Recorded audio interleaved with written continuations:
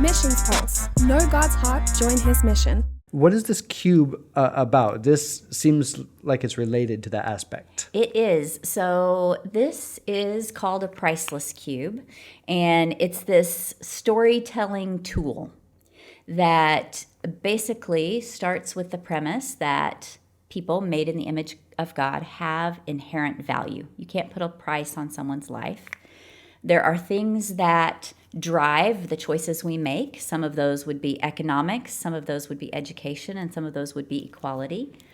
There are people in our lives that we trust, maybe religious leaders, wealthy business people, husbands, boyfriends. There's different stories that we hear that we want to believe, some of them that sound too good to be true. And you can hear all of this on our website, either at compass31.org or pricelesscube.com. Okay. How to know the difference between truth and deception, the reality of where people end up when they're trafficked. They're promised something beautiful and good, but in fact they're relegated to captivity. For a child who's sold into exploitation, their life expectancy is 7 years or less before they will die of abuse, exhaustion, or disease, unless someone intervenes. And so once you've heard the fullness of this story, this is just a thumbnail sketch, but is that hold tight to your family. If you know this is going on, call the authorities. We put people in touch with local hotlines. The authorities or NGOs can get involved and arrest the bad guys and set the captives free. The survivors will have been shattered, devastated, broken in a lot of ways. Depending on the region where we're working, they may have been blinded. They may have been handicapped to be a beggar on the street. They may have been sexually exploited, coming back with HIV or AIDS, coming back with a child. And in a lot of situations, the family, the community does not want to welcome that child or the person back because of the shame associated to what has happened to them.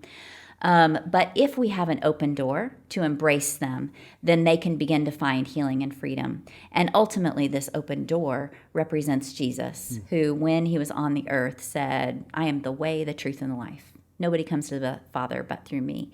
And we can use this in different countries and different places to be the launching point to sharing the gospel with people. Yes. And we're super excited. Our national teams in the 3 countries where we're working right now are sharing this with more than 2,500 people a month.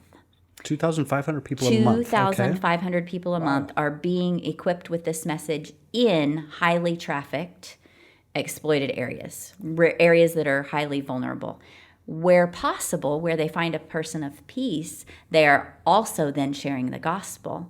And one of our countries recently had to undercover in the secret, dark, baptize 22 new believers. Wow, that's amazing. Who, in one whole community, in a village, several members all came to faith. I've had the privilege of and honor working there of meeting some of these new believers who came to faith first by learning that their life had value because they're made in the image of God. That's the premise. That's the starting point. That is the starting point. Immediate and then value. From that, well, who is this God? What is this image I made of? That already starts to evoke some questions. Right. And so we are seeing them using this as a tool for evangelism, but also a tool to prevent exploitation. The majority of the kids coming into our program are coming into it in border areas where people are in the midst of trafficking a family member, and they hear this story, and without any other choice or recourse, they're coming to faith. Some are able to keep their children. Sometimes our teams are intervening after the children have been sold, in which case they come to our restoration program. Everything you're describing is just such imagery is being painted, but I have to pause and say the gospel changes lives because Jesus changes lives. The Holy Spirit transforms individuals. Absolutely. It seems to me he's good at restoring intrinsic dignity. If we're made in the image of Christ. Right. Which all humans are. ISIS, Al-Qaeda, and me. Right. We're all made in the image of God. then we have intrinsic value. We don't generally recognize the intrinsic value of people, and we downplay or, look down upon the poor, the less, the more vulnerable, etc. Even not knowingly, just our bias. We don't mean to. Right. Just a natural bias because of difference. Sure, and those people are not afar off. They could be within our own zip codes. Right. So-and-so by the color of their skin or the way they're dressed today or where they go out with their friends. Right. But I think, what I'm saying is I see the transformative power and intrinsic value that the gospel, because Jesus brings to people. Right. And also I keep being struck by this thing of being light in the darkness. Makes me really think of Amy Carmichael. Amy Carmichael, one of my heroes, turn of the 20th century. Of course. I can't wait to hang out with her one day. I know. She was amazing. And so, I mean, she goes to India. Have a chat like this. Yeah, on Amy Carmichael podcast or whatever is going on at that time in heaven. But she goes through incredible difficulties. She had physical difficulties along in her life, ends up rescuing Preena, the first of many girls to come in the starry cluster as she travels around South India, later to form the Donover House for the vulnerable or something, I can't recall, and was transformative in the missionary community. I love, paraphrased, she said, "Does it not stir up our hearts? Does it not burn within us to go to them who sit in darkness and bring exceeding light?" That light into darkness, that Christian life into the precarious places, that aspect that you seem to keep eliciting seems to be a major theme of your life, your story, Compass 31. Right. Well, yeah, we see in the anti-trafficking world, statistically, in secular organizations that do rescue and restoration, statistically, they find that 9 out of 10 survivors will return to the sex trade. Is that present statistics? That's present in the secular model. Okay. However, in a Christ-centered model, we see the exact flip, opposite. 9 out of 10 will stay free. And so our motto is from captivity to catalyst, transformation is within reach. Wow. Because if Christ is the center, like I can't do it, I can't fix her, I can't change her, I can't heal her. Now I can be present with her. Yes. I can listen, I can love, I can refuse to turn away from the pain of it. I can sit with her in it. But Jesus, and he's enough. Yes. When they find that he has been faithful, that they've made it this far precisely because he's been faithful, and they fall in love with him, there's no going back. It is the normal. Yeah. It is the normal answer. Yes. Of course, transformation happens. And it happens again and again and again and again.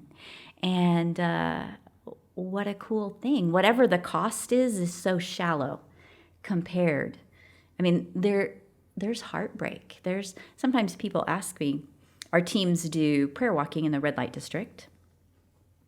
And over time, week after week after week, we build relationships in the red light district. Girls and boys, young and older, that we fall in love with that are being exploited.